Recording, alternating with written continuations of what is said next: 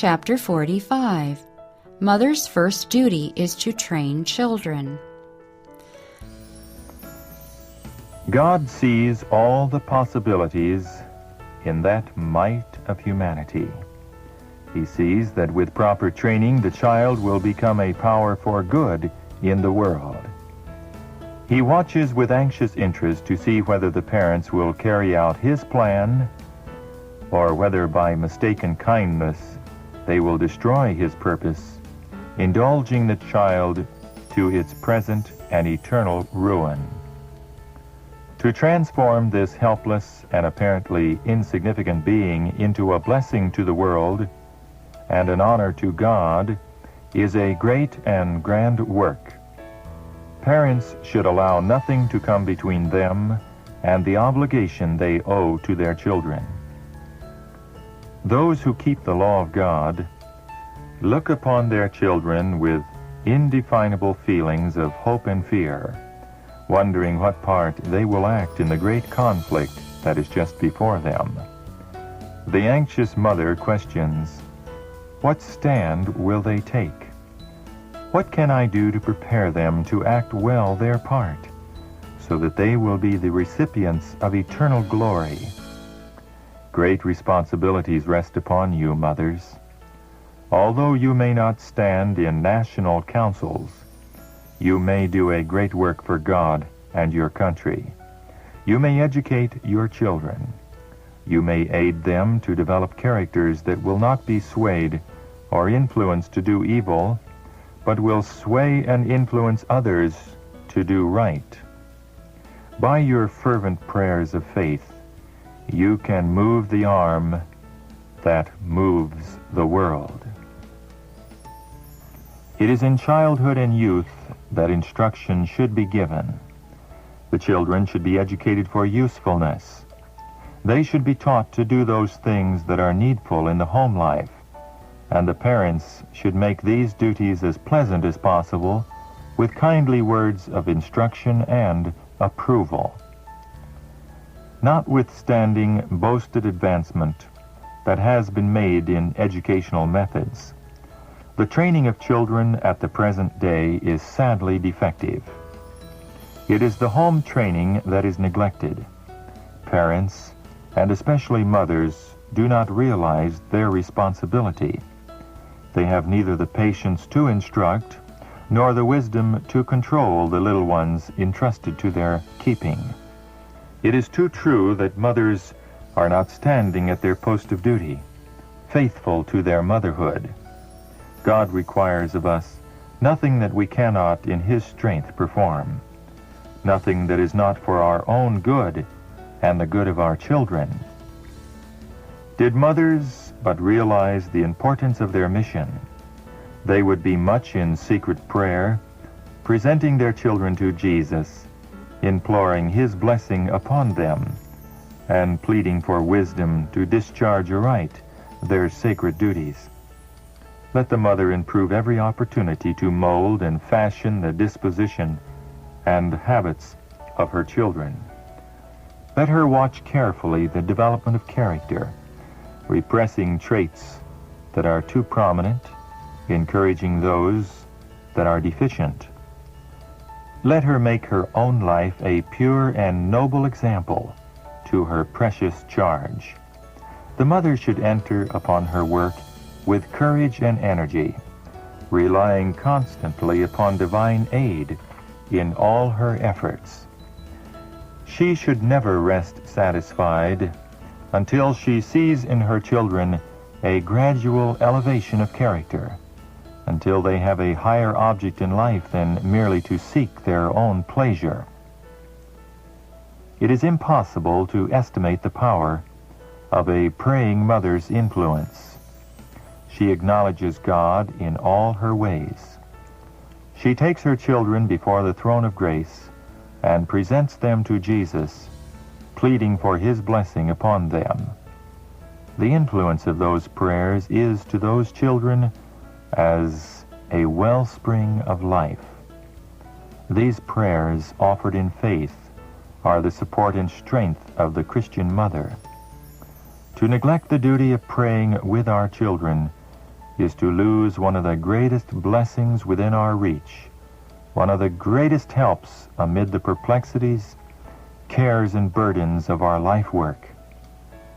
The power of a mother's prayers cannot be too highly estimated.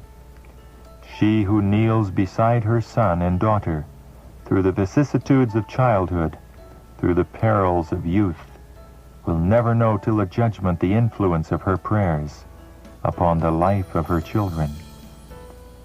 If she is connected by faith with the Son of God, the mother's tender hand may hold back her son from the power of temptation, may restrain her daughter from indulging in sin. When passion is warring for the mastery, the power of love, the restraining, earnest, determined influence of the mother may balance the soul on the side of right.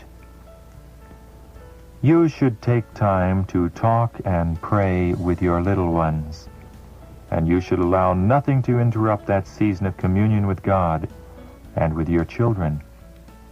You can say to your visitors, God has given me a work to do, and I have no time for gossiping. You should feel that you have a work to do for time and for eternity. You owe your first duty to your children. Before visitors, before every other consideration, your children should come first. The labor due your child during its early years will admit of no neglect. There is no time in its life when the rule should be forgotten. Do not send them out of doors that you may entertain your visitors, but teach them to be quiet and respectful in the presence of visitors. Mothers, be careful of your precious moments. Remember that your children are passing forward where they may be beyond your educating and training. You may be to them the very model of all that is good and pure and noble. Identify your interests with theirs. If you fail in everything else, be thorough, be efficient here. If your children come forth from the home training pure and virtuous, if they fill the least and lowest place in God's great plan of good for the world, your life can never be called a failure and can never be reviewed with remorse. Infant children are a mirror for the mother in which she may see reflected her own habits and deportment. How careful, then, should be her language and behavior in the presence of these little learners. Whatever traits of character she wishes to see developed in them, she must cultivate in herself. The mother should not be governed by the world's opinion, nor labor to reach its standard. She should decide for herself what is the great end and aim of life, and then bend all her efforts to attain that end.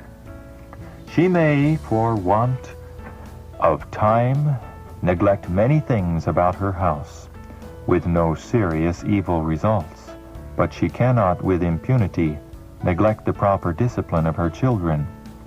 Their defective characters will punish her unfaithfulness. The evils which she permits to pass uncorrected, the coarse, rough manners, the disrespect and disobedience, the habits of idleness and inattention will reflect dishonor upon her and embitter her life. Mothers, the destiny of your children rests to a great extent in your hands. If you fail in duty, you may place them in Satan's ranks and make them his agents to ruin other souls. Or your faithful discipline and godly example may lead them to Christ, and they in turn will influence others, and thus many souls will be saved through your instrumentality. Parents are to cooperate with God by bringing their children up in His love and fear. They cannot displease Him more than by neglecting to train their children aright. They are to carefully guard the words and actions of their little ones, lest the enemy shall gain an influence over them. This he is intensely desirous of doing, that he may counteract the purpose of God. Kindly, interestedly, tenderly, parents are to work for their children, cultivating every good thing and repressing every evil thing which develops in the character of the little ones. Children are the heritage of the Lord, and we are answerable to him for our management of his property. The education and training of their children to be Christians is the highest service that parents can render to God. It is a work that demands patient labor, a lifelong, diligent, and persevering effort. By a neglect of this trust, we prove ourselves unfaithful stewards. In love, faith, and prayer, let parents work for their households until with joy they can come to God saying, "Behold, I and the children whom the Lord hath given me."